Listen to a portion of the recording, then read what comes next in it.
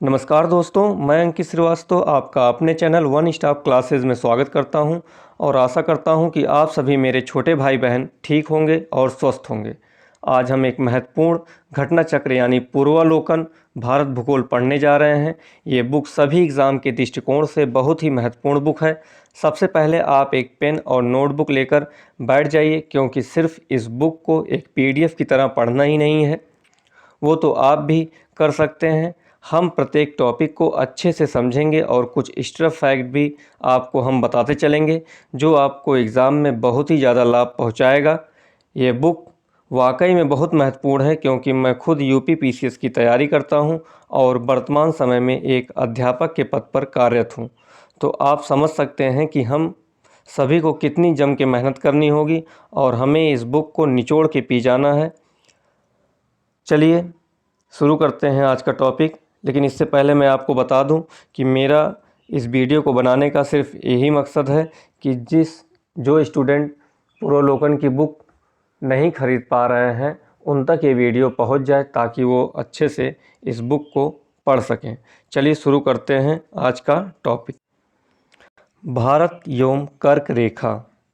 विषुवत रेखा के उत्तर में स्थित 23.5 डिग्री उत्तरी अक्षांश को कर्क रेखा कहा जाता है। कर्क रेखा भारत के लगभग मध्य से होकर गुजरती है। कर्क रेखा भारत के कुल 8 राज्यों से होकर गुजरती है, जिनमें गुजरात, राजस्थान, मध्य प्रदेश, छत्तीसगढ़, झारखंड, पश्चिम बंगाल और त्रिपुरा, मिजोरम आते हैं। चलिए पहले हम इसको आपको समझाते हैं। ये बन गया हमारा अर्थ। ये भूमध्य रेखा है 0 डिग्री पे, और यहाँ से 23.5 डिग्री पे गया है कर्क रेखा, और भारत यहीं पे है।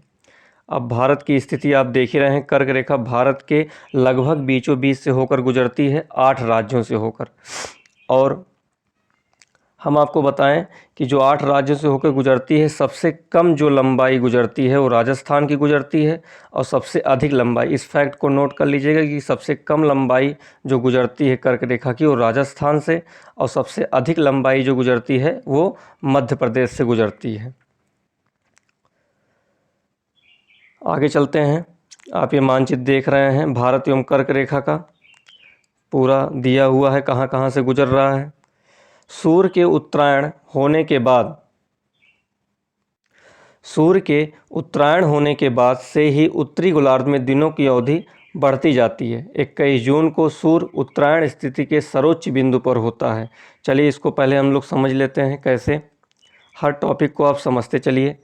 ये हो गया अर्थ, ये भूमध्य रेखा है, ये ट्रॉपिक ऑफ कैंसर, ये ट्रॉपिक ऑफ कैप्रिकॉर्न, यानी ट्रॉपिक ऑफ कैंसर मतलब कर्क रेखा, ट्रॉपिक ऑफ कैप्रिकॉर्न मतलब होता है मकर रेखा। अब सूर्य जब यहाँ से उत्तरायण होगा ऊपर की तरफ, तो 21 जून को जब ये कर्क रेखा पे, एकदम सटीक कर्क रेखा पे पहुँचता है, तो जब उत्तरायण की तरफ होता है तो धीरे धीरे दिन की अवधि बढ़ने लगती है, यानी गर्मी पड़ने लगी। जब दिन की अवधि बढ़ेगी तो गर्मी ज़्यादा पड़ने लगेगी, और जब दिन की अवधि कम होने लगेगी तो ठंडी पड़ने लगती है। तो जब ये उत्तरायण की ओर होता है तो देख रहे हैं भारत यहीं पे है। जब ये भूमध्य रेखा से ऊपर की तरफ जाता है, उत्तरायण होता है, तो धीरे धीरे उत्तरी गोलार्ध में गर्मी पड़ने शुरू होती है। और जब 21 जून को ये कर्क रेखा पहुंच जाता है, तो यहाँ पर ये अपने अंतिम बिंदु पे पहुंच जाता है, और यहाँ पर दिन की अवधि बहुत बड़ी हो जाती है। 21 जून को सूर्य उत्तरायण स्थित सर्वोच्च बिंदु पर होता है। जून माह में कर्क रेखा के उत्तर जाने पर दिनों की अवधि बढ़ने लगती है। माही नदी कर्क रेखा को 2 बार काटती है। ये क्वेश्चन पूछा गया है कि कौन सी नदी कर्क रेखा को 2 बार काटती है, तो वो है माही नदी। माही नदी कर्क रेखा को 2 बार काटती है। यह आपको समझ में आ गया उत्तरायण वाला, सूर्य उत्तरायण वाला। आगे चलते हैं।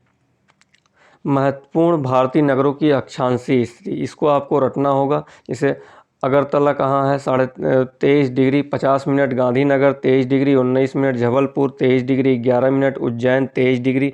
ये क्वेश्चन पूछता है, लेकिन इतनी ही चीज़ें आप सिर्फ रटिएगा, क्योंकि इतने ज़्यादा शहर राज्य सब हैं कि कहाँ से कौन सी अक्षांश रेखा कितनी दूरी पे कौन है, इतना याद नहीं हो पाएगा। इसलिए कुछ चीज़ें खाली याद करिए, क्योंकि एग्जामिनर भटकाने के लिए आपको ये सब क्वेश्चन देता है।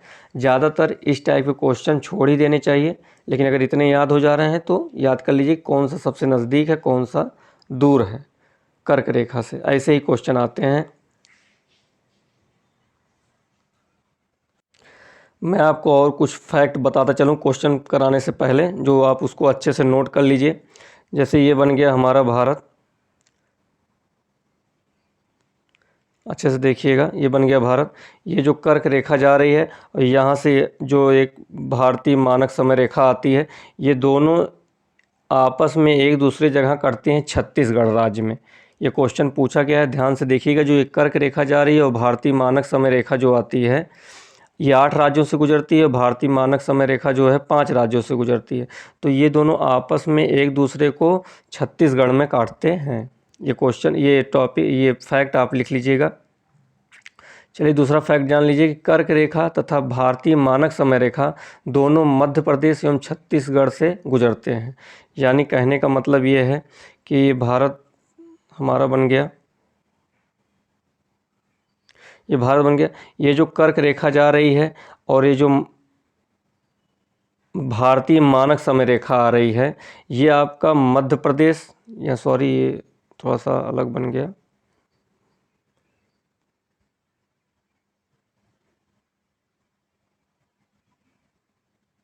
ऐसे समझ लेते हैं।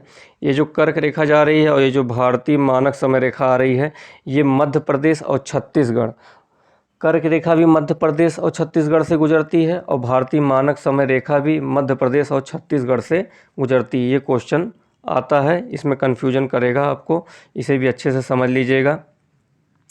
कर्क रेखा पर स्थित सबसे पूर्वी राज्य जो है वो मिजोरम है और सबसे पश्चिमी राज्य गुजरात है। जो इस बगल बना हुआ है आप देख सकते हैं, यहाँ ये गुजरात है और यहाँ सबसे लास्ट में जो पड़ेगा वो मिजोरम। सबसे पूर्वी राज्य कर्क रेखा पर मिजोरम है और सबसे पश्चिमी राज्य जो है वो गुजरात है। आगे चलते हैं। अब हम देखेंगे क्वेश्चन, कर्क रेखा किस राज्य से होकर गुजरती है? ऑप्शन दिया उड़ीसा, बिहार, उत्तर प्रदेश, आंध्र प्रदेश। तो आपको मालूम है ये क्वेश्चन है 1990 का। तो बिहार से उस समय झारखंड अलग नहीं हुआ था, तो बिहार ऑप्शन यहाँ सही है। कर्क रेखा पर पड़ने वाले भारत राज्य हैं कुल 8: गुजरात, राजस्थान, मध्य प्रदेश, छत्तीसगढ़, झारखंड, पश्चिम बंगाल, त्रिपुरा और मिजोरम। अतः वर्तमान में उपयुक्त दिए गए विकल्पों में से कोई सही नहीं है, किंतु प्रश्न काल में झारखंड बिहार का ही भाग था, अतः तत्कालीन परिस्थितियों में विकल्प बी सही है। अभी बिहार से नहीं, झारखंड से गुजरता है। कर्क रेखा निम्नलिखित में से किन राज्यों से होकर गुजरती है? नीचे दिए गए कूट से सही उत्तर चुनिए। गुजरात, छत्तीसगढ़, उत्तर प्रदेश, झारखंड। अब इसमें दिया है ए, 1, 2 और 4, 1, 2 और 4। उत्तर प्रदेश से नहीं, 1, 2 और 4। आपको मालूम ही है। कर्क रेखा गुजरती है मध्य प्रदेश से, त्रिपुरा से, मिजोरम से, इन सभी से। डी, इन सभी से। मध्य प्रदेश से भी गुजरती है, त्रिपुरा से भी गुजरती है, मिजोरम से भी गुजरती है। ऐसे ही क्वेश्चन आते हैं, आदमी उसी में भ्रमित हो जाता है और क्वेश्चन को कर नहीं पाता। सॉरी, स्टूडेंट भ्रमित हो जाते हैं। कितने भारतीय प्रदेशों से होकर कर्क रेखा गुजरती है? 8। आपको मालूम है भारत एक राज्य जिससे होकर कर्क रेखा गुजरती है। जम्मू कश्मीर, हिमाचल प्रदेश, बिहार, झारखंड। आपको मालूम है झारखंड से होकर गुजरता है। निम्नलिखित में से किस राज्य से कर्क रेखा नहीं गुजरती? त्रिपुरा, छत्तीसगढ़, मिजोरम, मणिपुर। आप बता सकते हैं मणिपुर, क्योंकि त्रिपुरा, मिजोरम और छत्तीसगढ़ से गुजरता है। निम्नलिखित नगरों में कौन कर्क रेखा से निकटतम दूरी पर स्थित है? इसमें दिया है गांधीनगर। आपको इसको रटना होगा, ऊपर हमने जितने भी बताए हैं उसमें आपको रटना होगा। और वैसे भी अगर आप रटना चाहें तो याद कर लीजिए, गरभा, GURBH। जी से हो जाएगा गांधीनगर, ये भी नज़दीक है। यू से होगा उज्जैन, आर से होगा रांची, झारखंड, और बी से होगा भोपाल, और ए से होगा अगरतला। ये सब चीज़ें आप रट लेंगे तो ज़्यादा अच्छा होगा। देखिए इसमें दिया भी हुआ है। अब आगे चलते हैं। दूरी के अनुसार उपयुक्त में कर्क रेखा से सबसे कम अक्षांशीय अंतर गांधीनगर का है। मतलब सबसे कम अगर जो है दूरी पे है वो गांधीनगर है। इसीलिए हमने आपको कहा कि गरभा याद कर लीजिए, GURBA। गांधीनगर है पहले नंबर पे, फिर उज्जैन है, फिर रांची है, भोपाल है, अगरतला। अगर इसके बाहर क्वेश्चन आ रहा है तो करना टफ होगा। चलिए आगे देख लेते हैं। निम्न नगरों में कौन कर्क रेखा के निकट है? बी दिया है कोलकाता। ये सब आपको रटना होगा, देख लीजिएगा इसको। दिल्ली दिया ही हुआ है, कोलकाता के बारे में दिया हुआ है, जोधपुर। क्योंकि ये सब क्वेश्चन बहुत ही टफेस्ट क्वेश्चन में आते हैं। ऐसा पूछ लेगा जो कौन सा महत्वपूर्ण अक्षांश भारत को दो लगभग बराबर भागों में विभाजित करता है? आंसर दिया है 23 डिग्री 30 मिनट उत्तर। 23.5 डिग्री उत्तरी अक्षांश भारत को दो बराबर भागों में विभाजित करता है, कर्क रेखा। आपको मालूम ही है, इसमें देखिए दक्षिण भी दिया है, उत्तर दिया है। 23.5 डिग्री देखते ही आदमी लगा देगा, लेकिन 23.5 डिग्री उत्तर लगाना है। निम्नलिखित में से कौन सा भारतीय राज्य कर्क रेखा के उत्तर में स्थित है? झारखंड दिया है, मणिपुर दिया है, मिजोरम, त्रिपुरा। इसमें बी है मणिपुर, उत्तर में स्थित है, ऊपर यानी। जून माह में निम्न स्थानों में से कहाँ पर दिन की अवधि अधिकतम होती है? 11वां क्वेश्चन है। दिल्ली ऐसे भी याद कर सकते हैं कि सबसे ज़्यादा जब गर्मी पड़ती है, देखते होंगे दिल्ली में सबसे ज़्यादा पड़ती है, और ठंडी भी पड़ेगी तो दिल्ली में ही सबसे ज़्यादा पड़ेगी, तो दिल्ली इसका सही उत्तर है। सूर्य के उत्तरायण होने के बाद से ही उत्तरी गोलार्ध में दिनों की अवधि बढ़ती जाती है। 21 जून को सूर्य उत्तरायण स्थिति के सर्वोच्च बिंदु पर होता है। इस माह में कर्क रेखा से उत्तर जाने पर दिनों की अवधि बढ़ने लगती है। दिल्ली की स्थिति उपरोक्त विकल्प में सबसे उत्तर है, यहाँ दिन की अवधि अधिकतम होगी। ये जो चारों ऑप्शन दिया है, इसमें सबसे उत्तर में अगर कोई है तो वो पड़ता है दिल्ली, जहाँ पर 21 जून को सबसे नज़दीक में कर्क रेखा के यही पड़ता है, इसीलिए दिया है दिल्ली। 12वां क्वेश्चन है, निम्नलिखित में से कौन सा शहर कर्क रेखा से सबसे निकटतर है? जबलपुर, उज्जैन, अहमदाबाद, वाराणसी। इसमें है जबलपुर। देखिए जबलपुर दिया है 23 डिग्री 11 मिनट उत्तर, अहमदाबाद 23 डिग्री 2 मिनट उत्तर, उज्जैन 23 डिग्री 9 मिनट उत्तर। ऐसे ऐसे करके दिया है, आप इसको पढ़ लीजिए। निम्नलिखित भारत की नदियों में कौन कर्क रेखा को 2 बार काटती है? माही नदी, आपने पढ़ लिया है, यूपी आरओ में पूछा है 2016 में। ये माही नदी कर्क रेखा को 2 बार काटती है। मध्य प्रदेश से उद्गमित होकर राजस्थान, गुजरात में प्रभावित होती है और खंबात की खाड़ी में गिरती है। ये भी पूछ सकता है कि माही नदी कहाँ उसका पानी गिरता है, तो वो खंबात की खाड़ी में। तो आपको ये वीडियो कैसी लगी? और ये भारत एवं कर्क रेखा पर आधारित ये वीडियो था। इसके बाद हम नेक्स्ट वीडियो बनाएंगे। आपको अगर ये वीडियो अच्छी लगी हो तो इसको लाइक करें, सब्सक्राइब करें, जिससे आने वाली और भी वीडियो आपको मिल सकें। हमने मेडिवल हिस्ट्री भी क्लासेस शुरू की हैं, जिसमें बहुत ही विस्तृत तरीके से मेडिवल हिस्ट्री बताई जा रही है। आप हमारे चैनल पर जाके देख सकते हैं।